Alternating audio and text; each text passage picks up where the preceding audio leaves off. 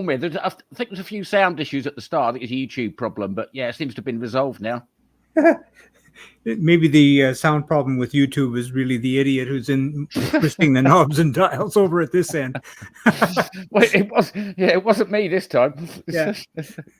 So anyways, I wanted to chat with you because we're playing the cycle cart They video. were absolutely brilliant. And I think for less than £1,000 or £1,500 max, yeah, you could go out and get yourself racing. But yeah, the guy from Cycle Carts explained it quite a lot. We've got a couple of members on Northwest Kit Car Hardcore group that are currently building them at the moment. So one's Andy Lowe, he's got his own channel. But the other one's Paul James Aspen. Paul is building one. Yes, I didn't know that. Yeah, well, he's gone overboard and he posted up a video. He's got it all CAD simulated with CAD software. Are we surprised that he's gone overboard? well, yeah. This is Paul from MoFast. Yeah. So, yeah. So that's absolutely brilliant. Yeah. So he's posting up as well on the Cycle Carts GB. But what a cracking bunch of people as well. All really friendly. Yeah. They don't take. It's a bit like kit cars. They don't take themselves too seriously. It's just a bit of fun. Yeah. There are certain rules and regulations you've got to abide by. Yeah. But yeah, just brilliant, brilliant, cheap fun. And there's I spoke to what you saw in the video. I spoke to the current world record holder.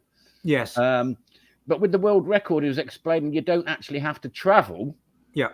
You just film it and get it all timed out and things like that. And you submit your times and your speeds up to the central person, I think is in the state, and they will then tot up all the points and then you can become world champion. But just brilliant. A brilliant formula and a brilliant format. Cheap racing, and you don't have to travel. Not far. It's just all kinds of different ways to come at it, isn't it? Because there's going to be people who are sort of the engineering type who want to get in there and create the lightest and fastest, and then there's the arts people who want to do something outrageous.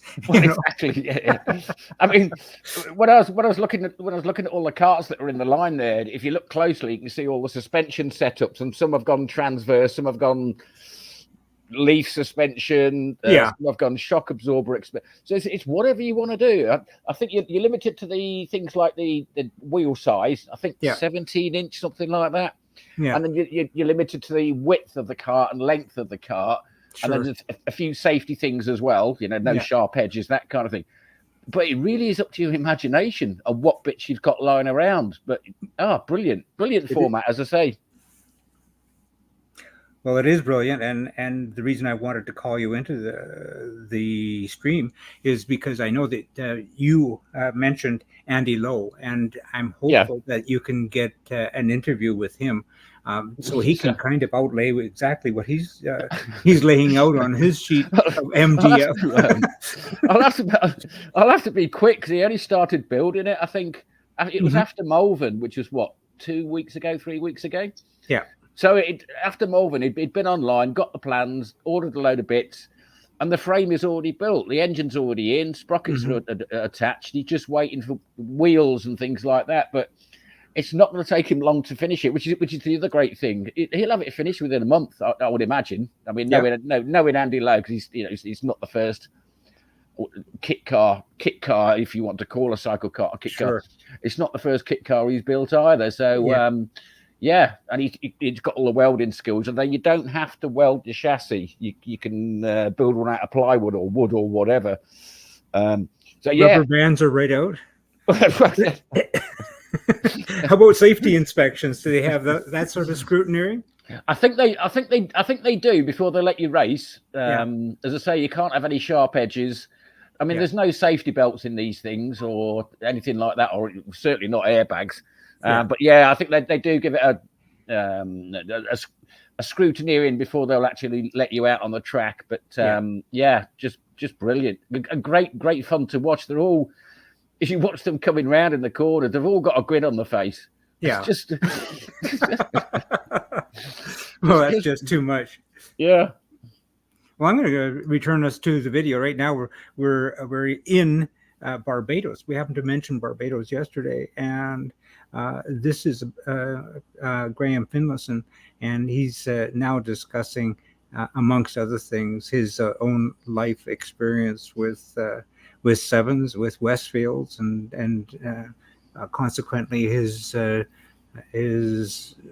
evolution from basically the Busa sevens, and now he's very much interested in electric sevens. Electric, yeah. Electric, yeah. Is he the one that's got that car that's never been beaten on a drag strip? No, it's his buddy who owns that one. Oh, his buddy. Yeah. So that's very interesting. So anyway, I'm going to turn Graham on and me out, and so I will catch up with you in a bit. Yeah, I'll drop out as well. I'll keep an eye on the if you happen on the sound stream as well. Yeah. Well, sure. And if you happen to find a newsy item, don't hesitate to pop in, and I will modulate the sound so that we can bring that back in. That. Yeah. I was having a chat about Raptor as well, so we'll come on to that. Raptor sports cars. We'll come on to that. But yeah, let's watch this Graham Finlayson section. All right. Cheers for now. Yeah. Cheers. Bye. And it was at Mallory Park, and we didn't want to waste any time due to limited laps in learning the circuit. Mm-hmm. So we went to a Westfield track day, organized by the Westfield Sports Car Club at Mallory Park, and we both drove the car, except he smashed mine up. When we were so competitive that, even a track day we were treating as a race, trying to outdo each other. Uh-huh. And on the last session of the day, he planted mine into the wall on the exit of Devil's Elbow, and that led me to get a new car, which led me to the next car, which was a Vauxhall Engines carbon car. Mm-hmm. It was all through Mick Cooper, who's a name who's very well known through the Westfield Sports Car Club, especially Nottinghamshire and Derbyshire. An amazing individual. I mean, Mick Cooper is, I don't know how to describe. He's like kind of the kindest, nicest, most level-headed, knowledgeable, greatest person I met in motorsport. And he had a carbon car that I envied. And I really wanted to buy. When my car was hit, thankfully my karting partner honored the you bent it, you bought it, or and he did. And with that money, I went to Mick Cooper to see if I could buy his carbon car, which sadly, I remember, he followed us for a while just to check that we weren't complete idiots, and invited me to his garage and took me down there and opened the door, and there was his carbon fiber car, which is just amazing. It was solid carbon fiber, Cosworth naturally aspirated engine, a dog box, rose joints, everything. Really amazing machine.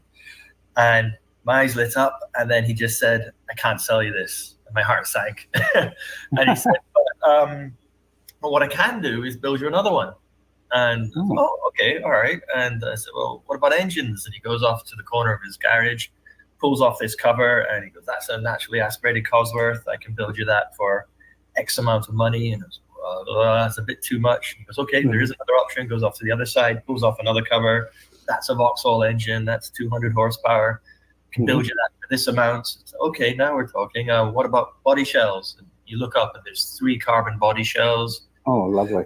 Its cave of parts. What about gearboxes? Off to another corner, cover comes off. That's a Tran X 5-speed straight cut. And I couldn't even afford it at that point, but kind of running theme was start just eating ramen noodles, drinking water, skipping meals, and trying to afford motorsport.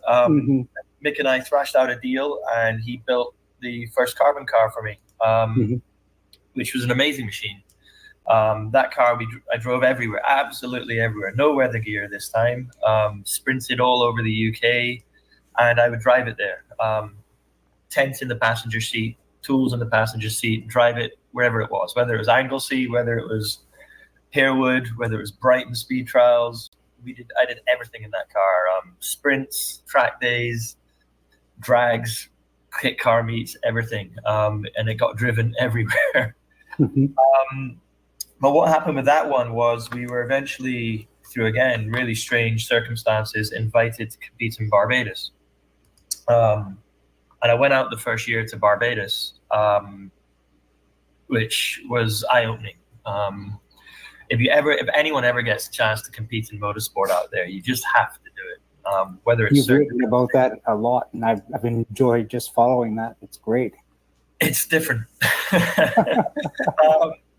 And it's eye-opening. You know, a lot of people would think, I was originally like that too, obviously in the UK, and through a link we had out there, a guy called Martin Atwell, who was building a Westfield out there. He invited us, we met him and drank way too much rum, and then we agreed that we'd go out there, and we had told so many people that we kind of had to go out there by that point. Mm-hmm. And he said, yeah, the car will be fine, So we sent the car out. Having never done a rally in my life, went to Barbados, and it was just totally unsuitable, our car. It was a great experience. Rallying or competing out there is just like, there's nowhere like it on earth. The crowd and the fan base are huge for a start. You know, we were used to coming around a corner on a sprint and seeing 3 people. You come over a crest in Barbados and you'll see 3,000 people. It's the biggest spectator sport on the island. And everyone comes out and they're enthusiastic and they're knowledgeable.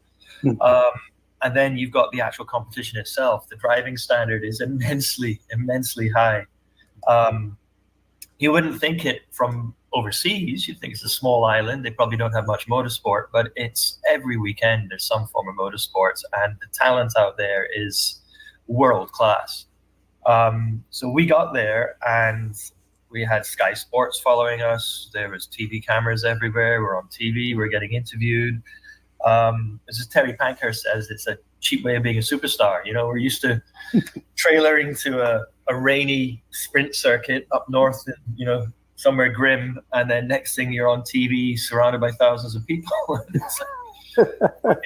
And it turned up to the first event, and Martin had assured us the car would be suitable. It was all smooth tarmac, short stages, and turned up to the first event, and it was gravel. Yeah. I've never driven gravel in my life. So yeah, it was interesting, and I didn't do too bad at that one. Was encouraged with setup help from my teammates who were out, and fear of looking like an idiot. I think I got second in group on that one, and Martin way off in the horizon winning that one. Mm-hmm. Only one minor incident on that one, where I crossed lanes with an accident, and thankfully didn't take anyone out. But that wasn't bad. And then the rally itself, back then it was called the Texaco All Stage. We were useless. We were absolutely terrible. It was George and I. We were double driving. I'd never driven a rally, never called a pace note. Oh my gosh. We're getting lost on stage during the stage. It was just abominable. But we still had our moments. You know, we had a few cool bits that happened on there where we, did some good moves around corners, sliding about and, entertaining the crowd as such. And the beauty there is that when you finish the event, when you go out afterwards, you're immediately, the people you're out because it really was, I can't describe it different than it was 2 weeks of drinking that happened to have 2 motorsport events sandwiched in the middle. It was organized by a guy called Greg Cozier, who's a genius when it comes to putting sport into motorsports, still is. And it was called the Rally Carnival back then. Mm-hmm. And when you went to any of these events, which were organized, which were all big social events, all revolving around a lot of rum, the people there would be not just the drivers and the mechanics, it would be the fans, the spectators, and they would tell you when you did something good, and they would tell you you did something stupid. But, the feedback was great. I loved it. I remember getting interviewed at the end of it. They said, what are you going to do next? And I said, well, I think I'm going to put a bike engine in here because that's going to work with the regulations, and I'm going to move out here. Mm-hmm. And it took about another 10 years to actually move out there. But you say it, you do it. And so when the car came back, because of the regulations out there, a bike engine was the only way to be competitive. And it was in the early days of bike engines being put into Westfield and such. Like they had the Caterham Blackbird by then. Mm-hmm. Westfield themselves were doing the Megabird, which is what Mark had in his car. He had the Blackbird engine. But looking at the regulations out there, and I decided there and then that my motorsport was going to revolve around Barbados. The best option was the smallest possible engine with the most power, because they were running a kind of 1 pound per cc weight rule. So I went for the R1. There was one guy, I forget his name. One guy had done one, had fit one into a Silva at that point, but no one had done one in a Westfield. And so I went back. I spoke to Mick Cooper again, and I think he was just so happy seeing his creation out there doing so much, you know. I said, Mick, you know, I know this has been 4 years now that we've had this other car, but I kind of want another one. And amazingly, I hadn't burnt him out. I hadn't ruined him from the first build, and so he was up for it. He was up for doing another build. So we took the existing Vauxhall car, sent it up to Mick, and he stripped it down, and we started speccing out the R1 carbon car. By then, I was in a slightly better job. I had a little more money to spend on it, and with that car to go by, with the help of other fantastic people up there, all through the Westfield Sports Car Club. It was like Derek Harder was involved, Gary Bunn was involved.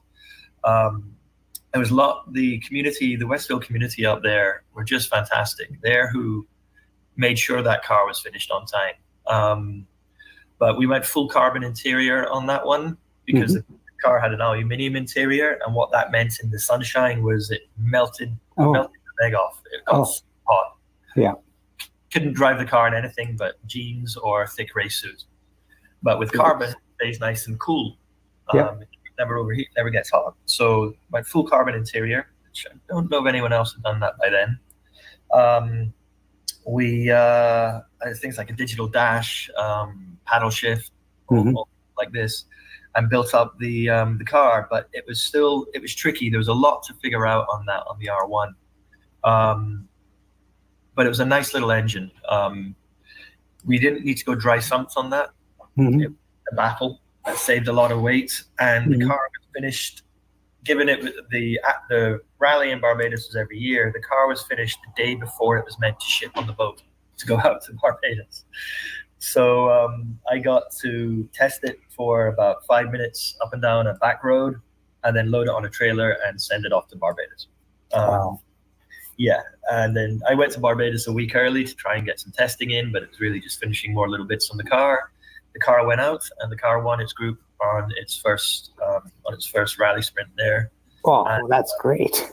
Yeah, it was a huge relief, and it's really well received. You know, I can't overstate how good the crowd, the fans, and the whole kind of feeling for motorsport in Barbados is. You're appreciated, whereas in the UK, motorsport is frowned upon by a lot of people. They get angry when they hear you drive loud cars fast. Over there, it's just loved, and so it really made it all worthwhile. But then on the rally itself, I planted it into a wall on the first day, repaired that, and then melted the clutch the second day. So the rally itself didn't go particularly well. But that car competed out there for another 4 years. All the while we were competing, Martin was still competing in his Blackbird and doing very well. He won a rally sprint, he outright, that is, and he was putting in times kind of chopping the Group A cars. And it got to the point where the regulations came to the point for competing out there where they added a 25% weight penalty to the bike engines. Oh dear. So it was a car engine car be 1 pound per cc, and a bike engine car be 1.25 pounds per cc. So you're carrying 25% extra weight in something that, you know, doesn't have the same characteristics. So we ended up with a 380 kilogram Westfield, which was I think still probably the lightest made. But to compete at Barbados, I had to ballast it up to 590 kilograms. Ouch. So the floor, it was a carbon floor, but on the carbon floor above that, we'd have to put in layers of roofing lead, because that was like, and you could mold it, and rolls of roofing lead under our legs. Oh dear. That would be about 190 kilograms of lead. You then add a navigator, which was by then George had kind of given up navigating for me, and I was using a local navigator, Jamal Brathett, a very established and successful driver in his own right. And so Jamal was probably another, being nice to him, 75, 80 kilograms. There was me in the car. So we'd have this really heavy Westfield, sounding great, made lots of noise with a handful of torque. Yeah. Not really going very quickly. So yeah, not getting off the line particularly cool. Kind of like driving a Honda. And so although it sounded good, it was beyond the point of being able to get any good results. And so at that point, the next change came, which was that car got sold. That car went off to Switzerland. Yeah. And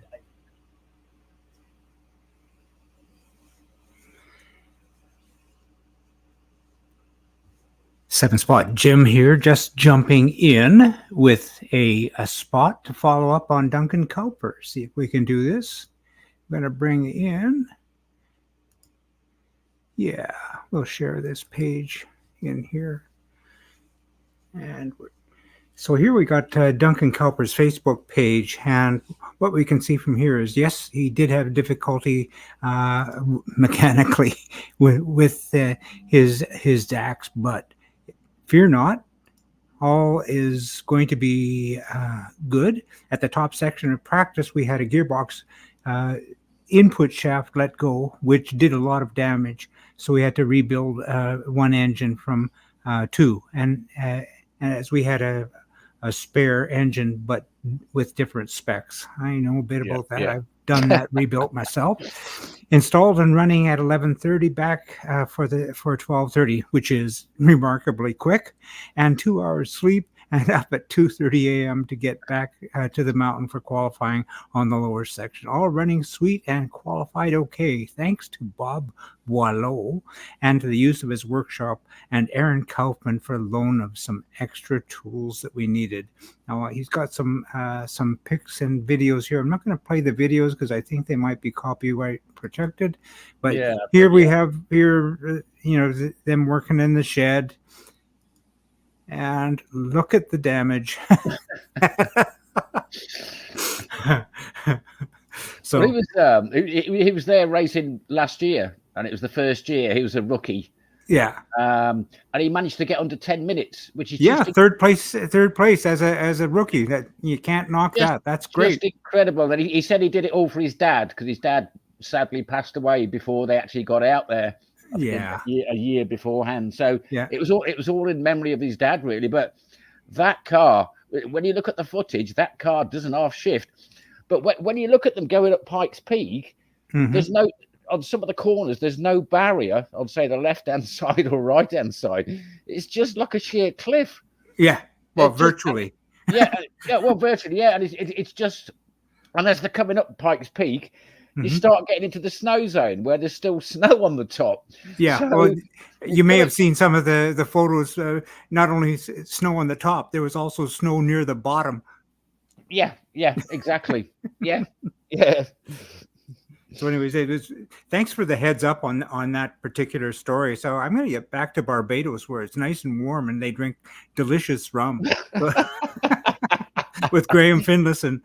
It's not too bad here. It's warm here, but I've got some beers in. I don't like rum. Anyway. All right. We'll check in later, guys. Yeah, back to Graham. All right. Bye. So you got to keep them singing, and they're not very forgiving. If you miss a gear or something, your whole lap is shot. So, but I still do like the noise. I still do like the packaging of them, and the fact that they have a sequential box in there, and it's very easy to add things like flat shifts and paddle shifts. Yeah. And the engines are generally quite cheap, which is good. So I decided I wanted to go Hayabusa turbo. I remember. The turbo to get the torque. So I searched around the UK, and I found one that was competing in the JCC series down south. It was ropey looking. But it had all the bits I wanted. So a good friend of mine, Dan Johnson, who had come to Barbados with us an awful lot, but we'll obviously get to him in a minute. He had come out with us to Barbados a lot, and he was in the UK, so he went to look at it, and he said, yeah, it's not in great condition, but it's got all the bits you want. And so I bought that, shipped it to Barbados, comes over on a banana boat, And that landed, and I just stripped it down to a raw chassis and built it all the way back up the way I like cars to look. So full carbon interior, redid the body, went to JPE yellow, which is to me the best color for these cars, and added all the toys that I like. So, Nitron shock, Siltec suspension, flat shift in the full Pro Shift system for shifting on there, digital dash. And it came out as a very, very nice little car. And because it was here as duty-free motorsport, I had to compete in it. So I competed in the drag series, and it won and set the two-wheel drive record, which over here we compete on an eighth of a mile, so half of the quarter mile. It's on a race circuit where we're not allowed to put down what they call track bite. Which if you ever go to Santa Pod and you try to walk along the track, your feet stick to the track. It's insane how sticky it is. That's track bite. Now, that's great on a drag strip, but it's pretty lethal if it rains. So they don't let us put that down here. So we have an unprepared, very, very smooth and slippy track that we do the eighth on. But again, it's hugely popular. The drag series was, whereas rally takes a bit more money to get into, obviously drag, you can just turn up in your car and do it. So it opened it up to a whole new area of competitors, and it was a hugely popular series.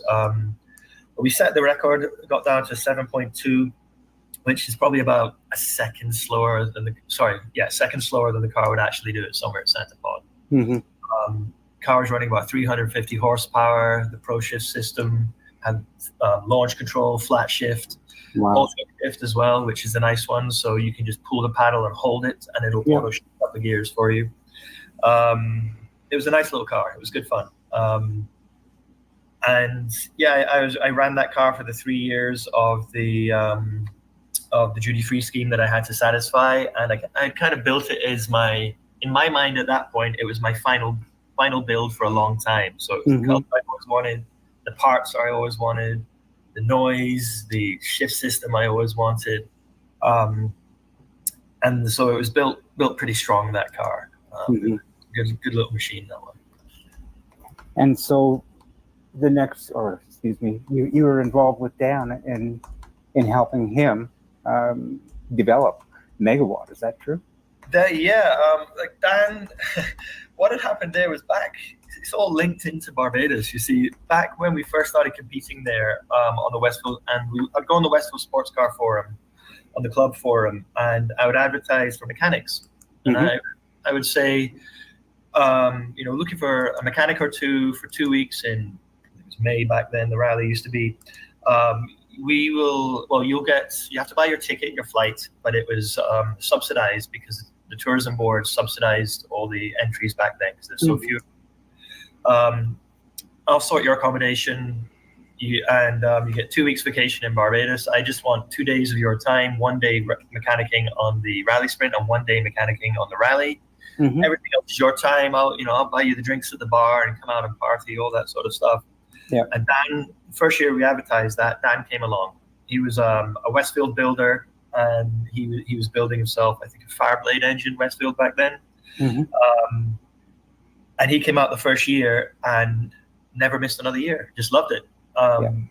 And at that point, he was a professional motor engineer. So this is fast forwarding to now when he was starting to build his new car. He was a professional motor engineer and a genius with it. I mean, just the attention to detail he puts on builds is incredible. Except his whole push was electric. Electric power. And he had got sick of the UK and just tired of kind of day-to-day fixing someone's brakes, changing the oil, and he could do so much more. And he would do it when he was able to, but it wasn't always. And he said, I'm sick of this. Sold everything he owned in the UK. Sold his workshop, all the cars and vans, all the tools, everything, down to his bike, and moved to Barbados and moved in with us. But he didn't really have a CV or anything that would work for what he wanted to do out here. So his plan was to build from scratch an electric Westfield and use that as his CV, and then get a job with a local electric car company and go from there, which did happen in the end. So what actually happened was he came out here, took 6 months off, effectively splitting his time between drinking rum and building a car. It's kind of a national pastime. In kind of a full circle, he ended up buying Martin's old Westfield Blackbird. Okay. So the original car that dragged me in a way to Barbados is the one that Dan bought. Okay. But by then it was in a terrible state. It had been left outside in the rain, and the engine was blown up. But that didn't matter. It was just ropey, really ropey. So he bought all the bits, stripped it all the way down to a chassis, and when it came down to a chassis, even the chassis needed work in this one. So bars were rusted on it and all that sort of stuff. Oh dear. And he replaced all those and went electric. And by this point, there was the odd electric car out there. Westfield had done their own one. There's a few home builds cropping up. And I will try and do the technical stuff that I do know, but I may be lacking in all of it. I'm still not fully up to speed on the electric stuff. But the motors that were out there were all around 200 to 300 horsepower electric motors. But Dan had to beat my car. There's no point in him spending all this time and money building an electric Westfield and then not beating the car engine or the bike engine Westfield. Yes. So rather than have one motor, which would have been more torque than me but less power, he went for two motors, which hadn't been done before. And they're called warp drives. They're about 300 horsepower and 500 foot-pounds of torque each. Wow. Yeah, so probably by the time he's done, about 500 to 600 horsepower and 1,000 foot-pounds of torque, which is, as you know, absolutely crazy in a Westfield. And huge tires on that thing. For the road, I mean, we were both running 10-inch wide on the back for the road, but for drag, Dan went full wrinkle wall slick. I think he was on 8-inch wrinkle wall slicks on that one. And it has to be. Even when that car was running, he couldn't go full throttle anywhere down. Or you go sideways down that track. Correct. And if you've ever driven drag slicks, going sideways in them is not fun. No. They have a lot of lateral movement because the sidewalls are so soft that you feel like you're constantly going sideways sometimes. You kind of wobble your way down the drag strip. But yeah, he put the two electric motors in there, built the car up, finished it beautifully. Some lovely touches on there. It was running a single, what they call a Zilla controller. The battery pack he put in there was very, I'll say small, but what he was going for was maximum output rather than maximum endurance. And so the endurance of it was quite short, say 20 kilometers or about 4 or 5 drag passes before it needed charging. Okay. But the output was huge, like 640 So it must have watts. been a fairly light vehicle then. Yeah, it By came in. electric terms. Yeah, I think it came in the 550 kilograms around there, That is light. which was about the same as the Blackbird engine car. Yeah. There was a lot of room. We could have fit more batteries in there. Yeah. So like all up front was empty. You look in the engine bay and you see one little motor, 2 wires coming off it. The other motor's hidden in the tunnels because he had widened the tunnel and shoved the engine back there, the motor back there. Had them in series. So there's a lot more room to put batteries in, but the idea was to keep the car as clean and as kind of understated as possible. We've seen these electric builds where, there's batteries in the passenger seats. Yes. And there's just wires everywhere. And I hate that look. I like engine bays and Nice and clean. exactly. I mean, I got that from Mick's builds. Mick always kept a clean scuttle and always kept a clean engine bay to the point that half the time you couldn't even tell the engine was wired up. Yeah. And with regards to the electric motors, they're even easier to wire up. In most cases, it's just 2 or 3 wires, and that's it. Yeah. The simplest things in the world to wire up, as long as you know electrics. It's the battery packs that tend to be messy, but that's what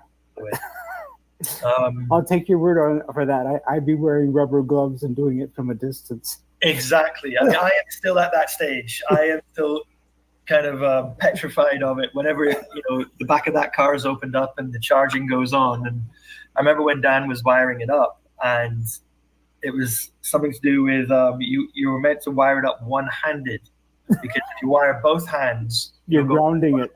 through your heart, explode your heart, and go out the other arm. I was like, okay, that's reassuring. So yeah, I don't mess with them. I still don't have that knowledge. I was rubbish at electronics and engineering. But yeah, Dan knows it inside out, and he finished that car. He took it drag racing, and smashed the record. Is the only way to put it. The first I time was watching you at Bushy Park. I mean, I was watching you in the Mega Busa, in your hybrid turbo Busa, and Dan's vehicle. It's just like frightening how fast that car It's gets off the line. It's horrible. I hate even being a passenger in it.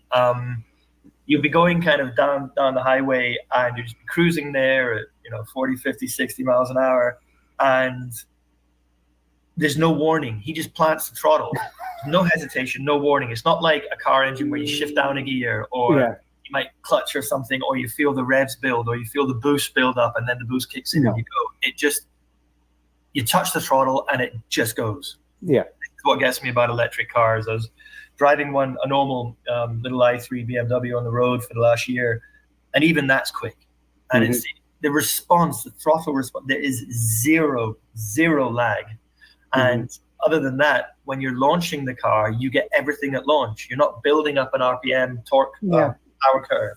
It comes down. So one RPM, you've got all. But yeah, he lowered that record. I think he got down to a 6.3 or a 6.2, so nearly a second faster on an eighth of a mile.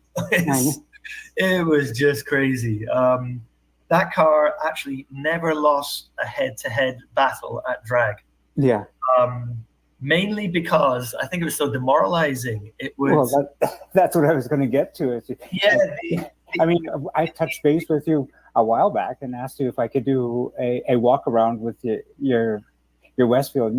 By that time, you'd already sold it, and then you're pointing out to me you just totally had it with internal combustion engines. Yeah, pretty much.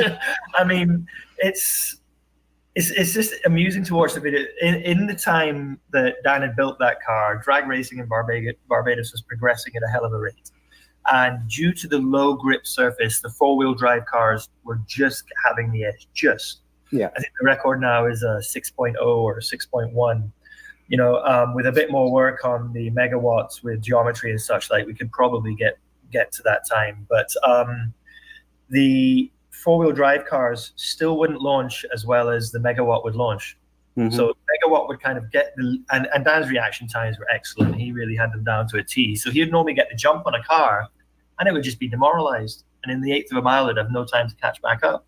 And it was just hilarious. The crowd reaction to the car, the first time it smashed the record and beat the kind of reigning champion and put lengths of cars on this four-wheel drive Evo, was just hilarious. It's a big hill that overlooks the drag strip, and they're very close to the drag strip, and they're very loud because they're so enthusiastic. And there was just silence. People couldn't believe that this car had done what it had done. It was brilliant. But it's a real love. It truly is the sound of silence, though. I mean, we just sitting there and we're enjoying the sound of an internal combustion engine. Just like you say, it's all sound, but it's no go. Yeah, it sounds like a golf cart. It really does. It sounds like a golf cart. You hear the tire squeal, and you hear the actual kind of noise of the tire sticking a little to the tarmac as it squelches its way down the drag strip. It's hilarious to watch. It doesn't get the crowd as excited, obviously, because there's no anti-lag, there's no flames popping, there's no screaming RPM, but it is a refreshing change, and they actually took to it. There's a love and hate relationship out there with it that you see. Some people love the electric, some people hate it. Well, I think it's a migration. I mean, it's evolution, isn't it? I mean, everybody knows of or has at least had a ride in an electric vehicle now. I mean, I've got loads of friends who own them. I don't yet, but it's probably coming. And I guess that's the next point of discussion is you've got an electric Westfield coming. Well, there's yes and no. We've actually got two builds coming. I've got one going on, which is in a way my kind of final fling with combustion engines. It's all out. It's when I sold my car, I got a good price because I kind of sold my car here at the duty paid price to a degree rather than the duty free price. So I sold it for. It gave me a budget to build something quite special. But at that point, with Dan smashing my car out the park, I had to go crazy. You know, what was I going to do? Fit a Formula One engine? I actually did look at car engines. And, you know, I was looking at DTM engines, all the V6s and things like that. You know, what do I do? So I'm kind of, now that build is, although it's gone on far too long, but I'll deal with that in the next couple of months. That build is going on in the UK. This is what went in. That was a Synergy engine, which is a V8 macro block bike engine. So that's two Kawasaki engines into a V8. Which has been done. You know, there's a few builds out there. Obviously, there's a lot of Westfield V8s, albeit with Rover. So I think there's been Chevys and stuff like that. I don't think I've seen a Westfield build with a macro block yet. But still, I didn't feel that was enough. I still wanted it to be special. So I chatted with the engine people and we're strapping two turbos to it. You know, so the line there is that I couldn't beat Dan's car with one bike engine and one turbo. So I'm going to try and beat it with two bike engines and two turbos. Oh my God. That's the idea there. The Synergy have been excellent. Still really, really responsive. Their engines in naturally aspirated form are about 540 horsepower. From the engine simulations, we're expecting anywhere from 750 to 1,000 horsepower. But given the build has taken so long, since then, obviously, there have been developments. Andy Forrest has come out with an absolutely amazing machine in the run-up to this, which he went four-wheel drive with an American V8 and two turbos. And his car is flying. I was watching a video of it last night at Knock Hill where it broke the record. One-time attack by 5 seconds. Albeit his is a very modified chassis. The chassis is like a foot wider. You know, it's very different. But now that's going to be our target. We're going to see, can we beat the four-wheel drive 1,000 horsepower tank that he's built with our effectively lightweight two-wheel drive standard chassis. Well, I say standard, obviously it's strengthened and mounts are different, but it's going to be a standard width chassis. So that's going to be that battle, which is kind of my last combustion engine build. But I'm making sure it's got every single noise possible. It's a V8. It's a flat plane crank V8.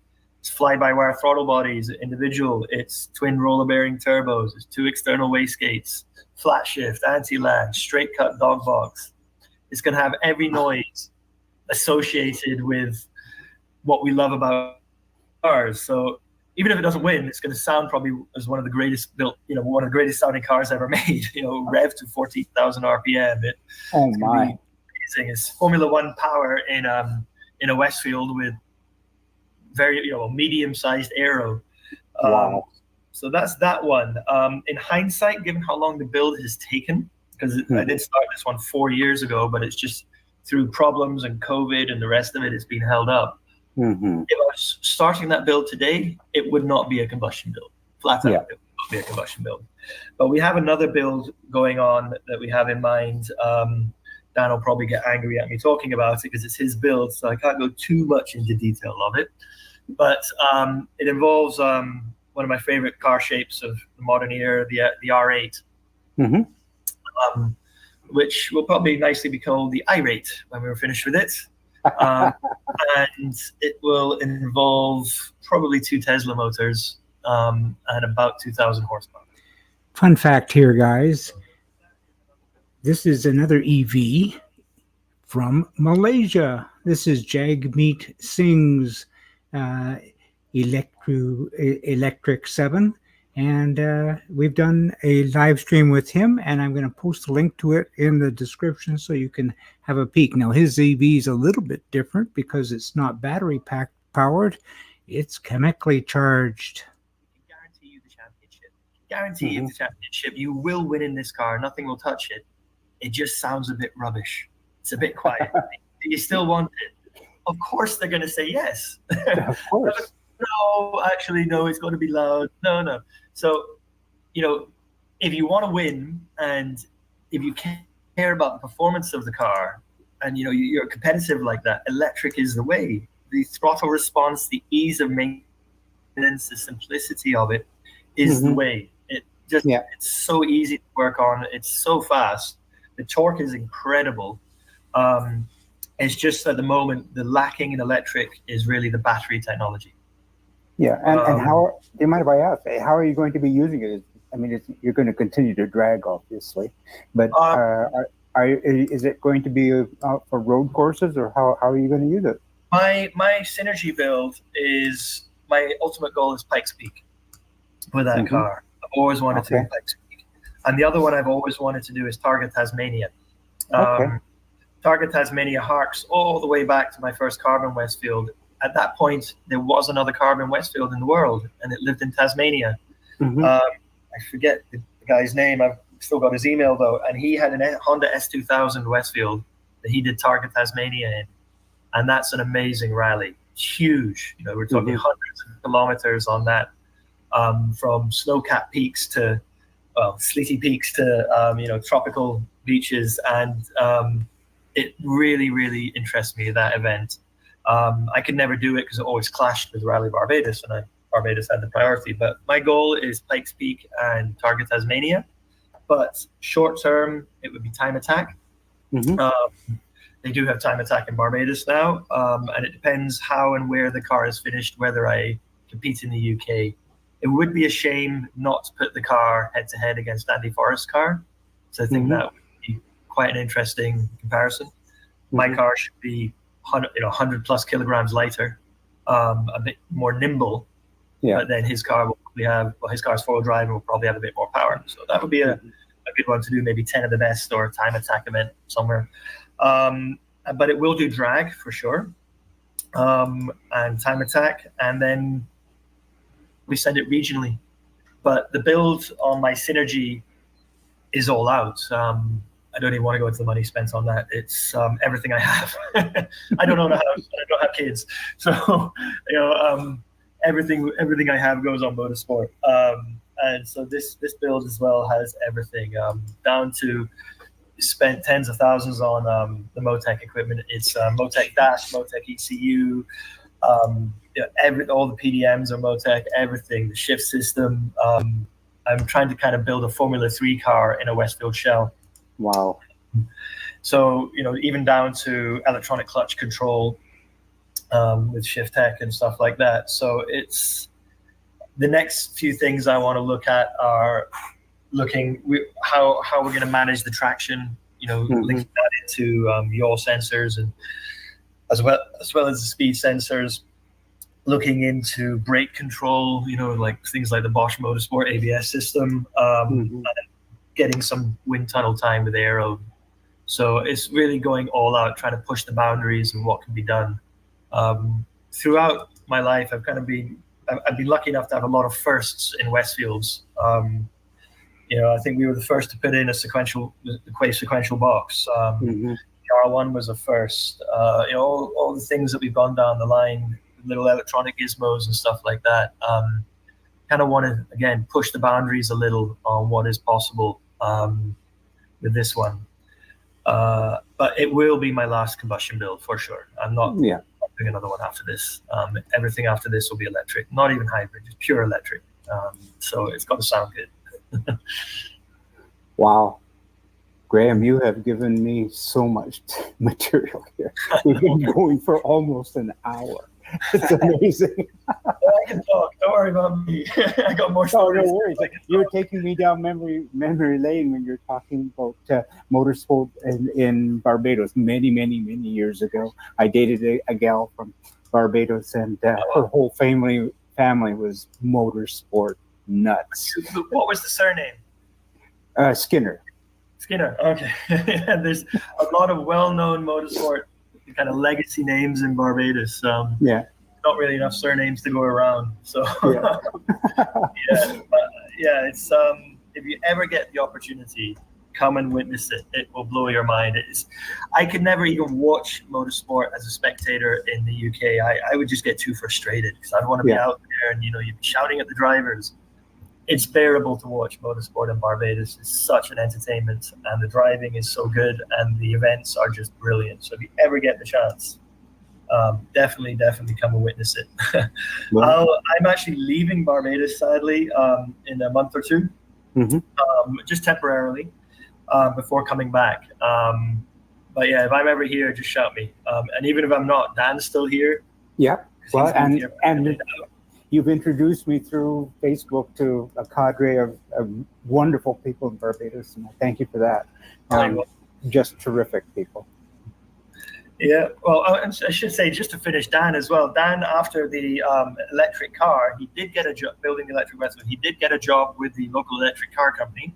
He was there for a year, and then started his own electric company, which was always his goal, to build and convert electric buses. Okay. So the old diesel buses that are kind of falling by the wayside, he converts them to be electric. And so the people are familiar with the bus layout and look, except they run electric, fully charged, solar panels on the roof of the business and stuff like that. So he's hoping for a government grant, but it's why his projects have kind of been on hold of recent, because he's been concentrating on that business and all the money going to that business. But if a government grant came in and if he started to make some money on that, I think we'll see the projects pick up again from him too. Well, that's just, I'm fingers crossed for Dan. I know you told me he's really flat out working. He is.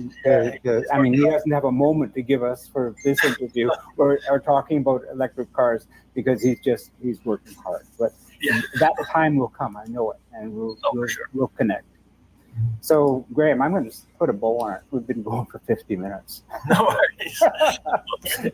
I'm probably going to use this whole thing. It's just like, great. So anyway, I'm going to say thank you. Enjoy your Barbadian rum. It is the best rum in the world, as correct. The birthplace of rum. Correct. And with that, I'm going to say, have a good day. Thank you. Thanks a lot, Jim. All right. Thank you. Have a great day. Cheers. Bye.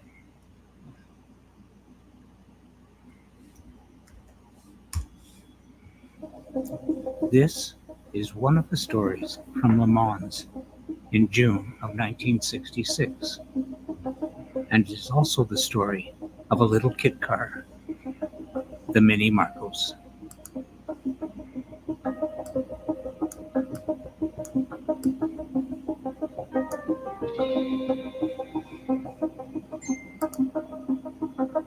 Recently, 7spot did a live stream on mini-based kit cars, and one of our guests was Yaron Boy.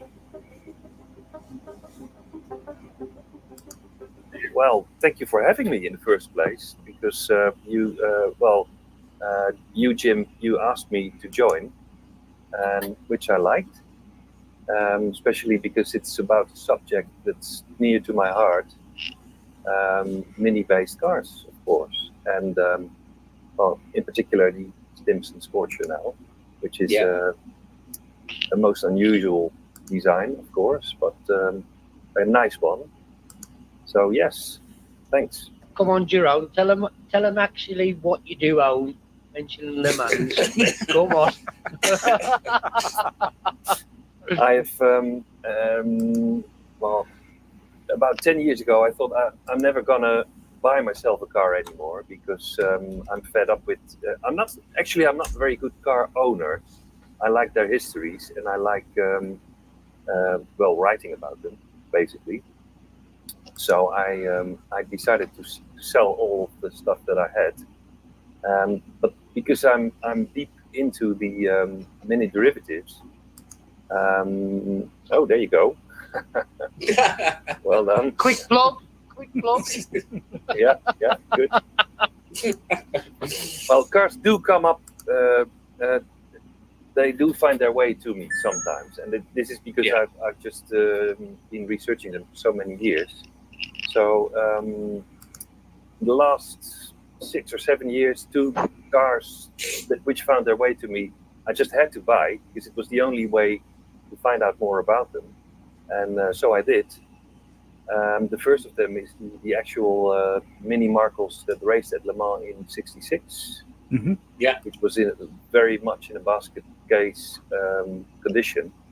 Yeah, so that's a restoration, a difficult one. We were talking. Have you got that one? Yeah. We were talking about that the other day because we were. That was the only British car. But it was a French car, wasn't it? Wasn't it a French car? Well, it's a British car, of course. It was built up in France. Yeah, But it was the only British mark of car that actually finished that year in the Le Mans, and then it went on to do some other club racing and so on. But it ended up in Paris and then got stolen, didn't it? In 1975, I think it was. You're correct. Yeah, absolutely spot on. Yeah, it was stolen in '75, and people have been searching for it since. Well, as I said, I got some connections, so I've been given some tips about where it could be, and all of those tips didn't lead to anything, anywhere. So this was back in 2016. I got another tip off, and somebody said, "I know where the car is," and I thought, well, it will be another dreamer. Yeah. And but I still, of course, I decided to take on the lead.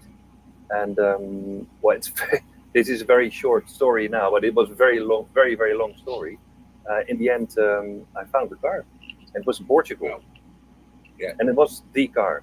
So, but the only way to find out was to go there with a big bag full of money and meet up on a very dodgy place somewhere near Lisbon. And I did it. And I took the car with me. Wow, brilliant. Yeah. There is a very interesting write-up what he's done on Geraint's blogs about this car. So if you ever get a chance, check his blog out as well.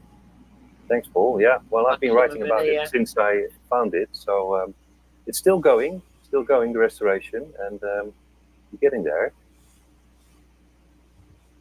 He's actually got it bang on as well, believe it or not. He's been looking for fuel caps, what he used, lights and everything. This is a bit of the difficulty with the car because it's so unusual and so valuable, historically speaking.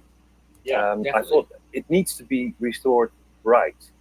And in order to do that, you just need to find the right parts. But it's very difficult because what they used back in 1966 was the top of the range high tech stuff, and it's very, very hard to find if you can find it at all, and it also is very expensive. So that took a lot of my money.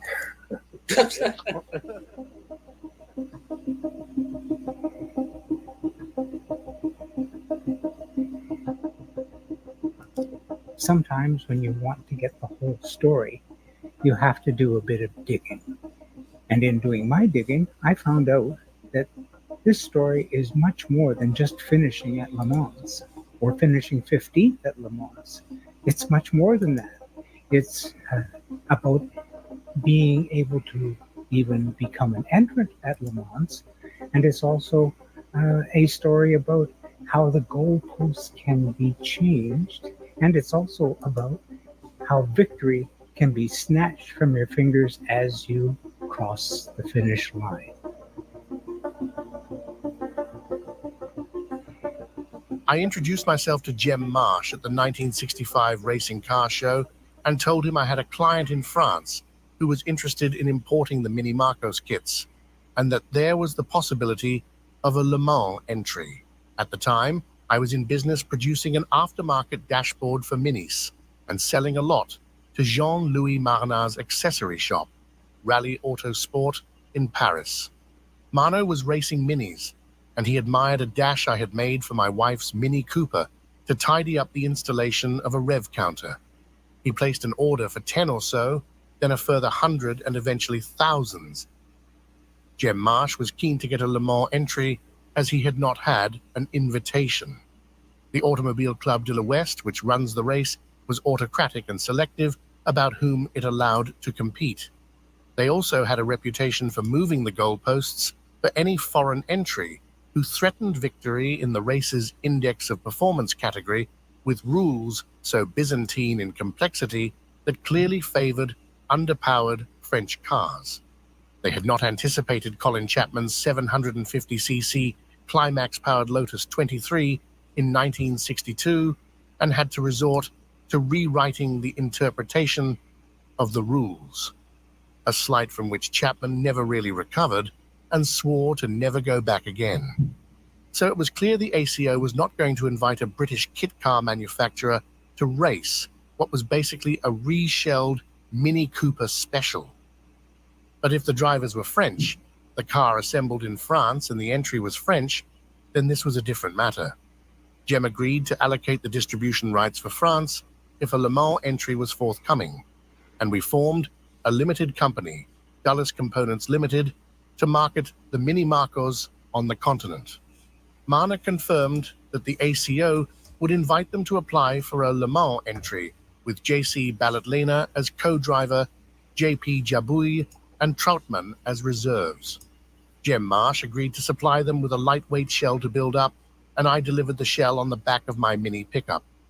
At that time, Jean-Louis Marna was in the process of selling Rally Auto Sport, his accessory shop in Paris. There was a few mechanics for fitting steering wheels, etc., and it was they who built up the Le Mans car. I was asked to supply a minivan essentially for the paperwork and the chassis plate because the regulations for registering a kit car in France were lengthy and complex.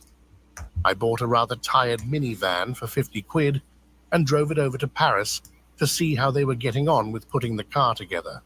We rather wished we had stayed away, as they were making heavy weather of it, and it looked like a disaster about to happen. They could not get the ride height right, and we had to tell them how much to machine off the suspension trumpets. They had no alloy wheels, as there was a wait list for mini lights, and they were experiencing cooling problems as well. I bought some spare mags for the car, and they resolved the cooling problem by fitting 2 radiators. What the wait must have been, I hate to think. Jean-Louis Marna had semi-work status with the Parisian Austin importer J.P. Richard. Under his contract, he had a discount on spares and could draw 2 tuned engine gearbox units from BMC Abingdon's special tuning department. Marnott did not speak English, so I went on his behalf to see Stuart Turner, head of the BMC competitions department, and asked him whether Marnott could draw 1 engine for the Le Mans Marcos. BMC was keen to allow Marnott to draw 1 engine for the Le Mans Marcos, but recognized that he, Marnott, could draw 2 engines on the condition that the engine would not be attributable. A retirement at Le Mans could only mean poor publicity for BMC, who were on the crest of a wave and gearing up for possibly their 3rd Monte Carlo rally victory. I also warned Stuart Turner at that time that the French were massing efforts to deny BMC a 3rd victory at Monte Carlo. French honor was at stake, and although the Citroën team were outclassed on power to weight, they were not going to let the Brits win whatever the outcome. Turner, who was a fine tactician, was rather indignant about my revelation, and said that they had gone through the regulations and the homologation papers with a fine-toothed comb, and had found nothing to outlaw the spec of the rally cars. Of course, this was the year of single-filament halogen lights, which switched to the fog driving lights on dipping. The rest is history. After winning on the road, BMC were disqualified, and sadly my prediction proved correct. I delivered the special tuning engine to Paris in the back of my pickup. It was a standard rally-tuned engine in Group 2 configuration, with a straight-cut close ratio box, limited slip diff, and I bought them a 2.49 to 1 drive pinion set, the highest ratio that would fit. The French assembly team just dropped the engine in and arrived for race practice with virtually no miles on the clock. The engine was a little tight at the beginning of the race, but was running much better towards the end. We were also not happy that the French assembly team had mounted wheel spacers behind the alloys and had to widen the wheel arches. I think this was done for purely commercial reasons as they sold wheel spacers, making out that wheel spacers improved road holding when they were only devised for fitting a wide rim to a standard hub. We just hoped the studs would hold for the duration of the race. The rest is already well documented. The Mini Marcos was the only British car to finish that year, and Jem Marsh hoped we would have won the motor trophy, but the ACO said the entry had to be British, so we didn't.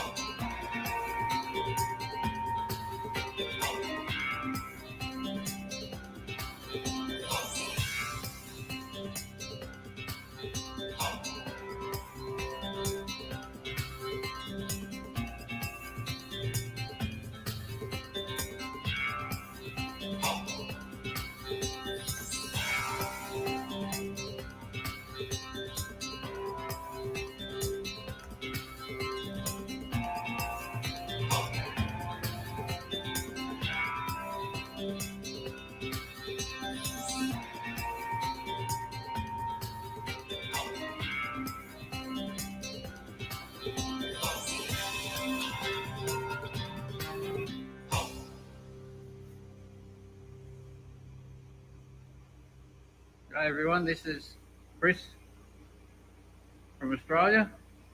Just thought I'd show you a bit of an update on the Lola T70 replica, copy, or just my interpretation of a Can-Am style race car. I've been doing a little bit on the body of late. I've started on an alloy body. I'm not a bodybuilder by trade, I'm just a normal bloke in his shed having a bit of a crack. Got some suspension work still to do on it, but we'll slowly get there. I hope to have it ready for its first outing at Geelong Revival next year. We'll see what happens. All the gauges are wired up now. I've also made a relay box and fuse panel that fits into the door aperture, so it's easy to get to the fuses. Bit of temporary wiring there, as you can see, so that we could run the engine. I have a good friend called Tony.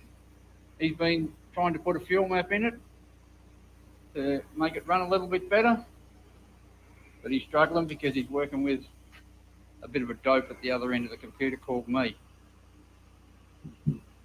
So we have had the motor running, runs pretty good.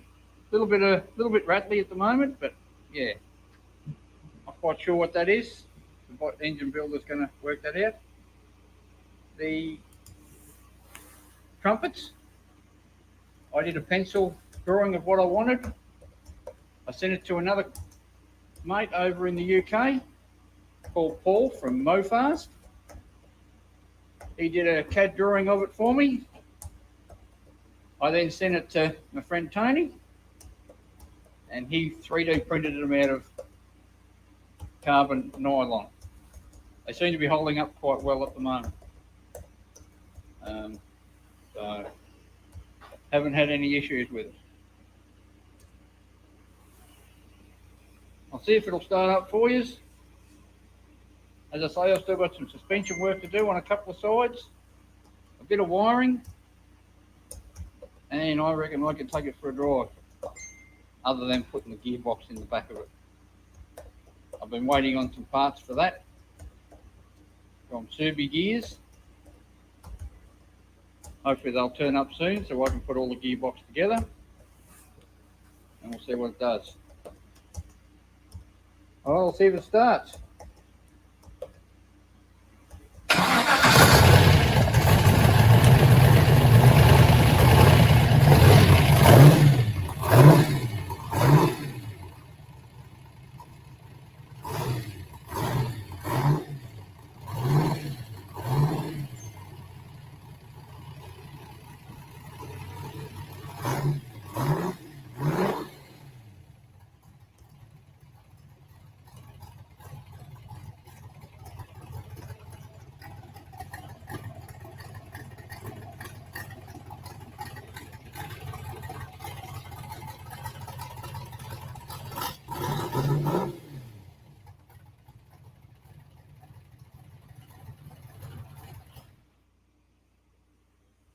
So that's the bike. Hope you enjoyed the little video. And hopefully the next one you'll see it maybe on the track somewhere. Cheers.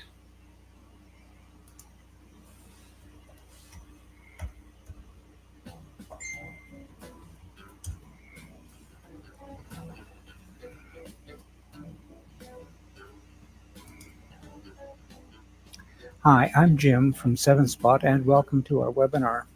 We've been live streaming the stories of low-cost builders worldwide for some time now, and that's why we've decided to create a series of webinars that may help you with your planning and build journey.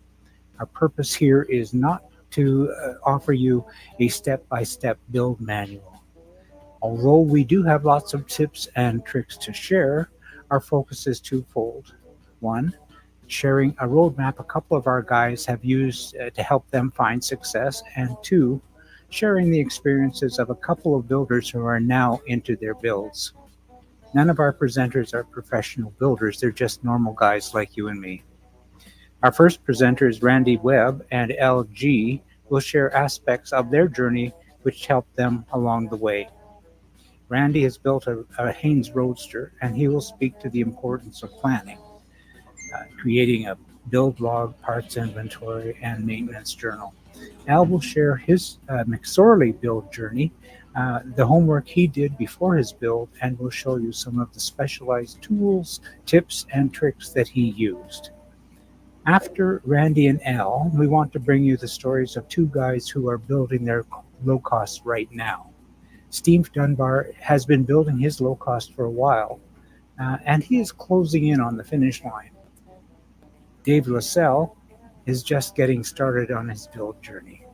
These stories will hopefully reinforce 2 points. 1, it's a marathon, not a sprint.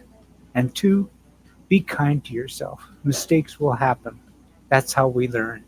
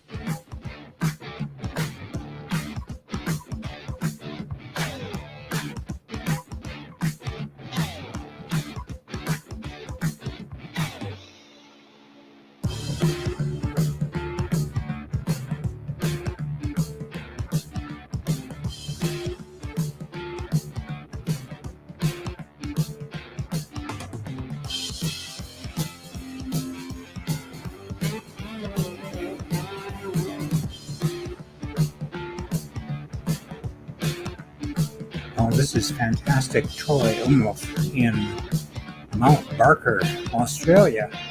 And he does amazing stuff. Let me know. Do you hear me?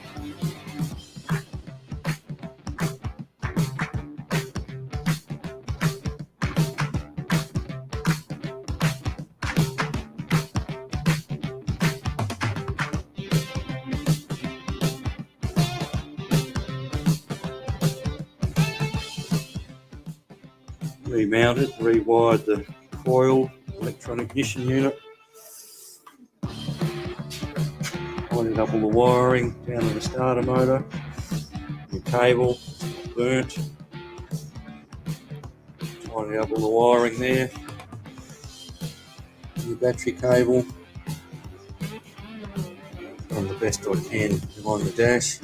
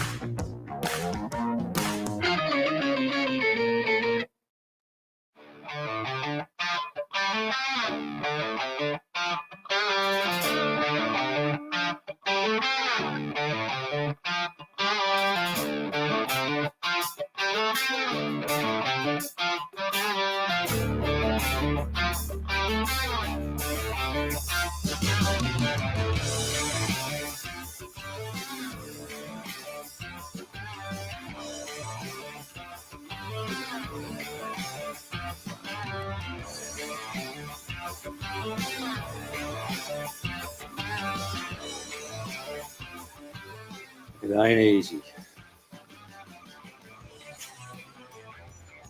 I was ready to throw this one in the bin, but I recovered it, so I'll keep going.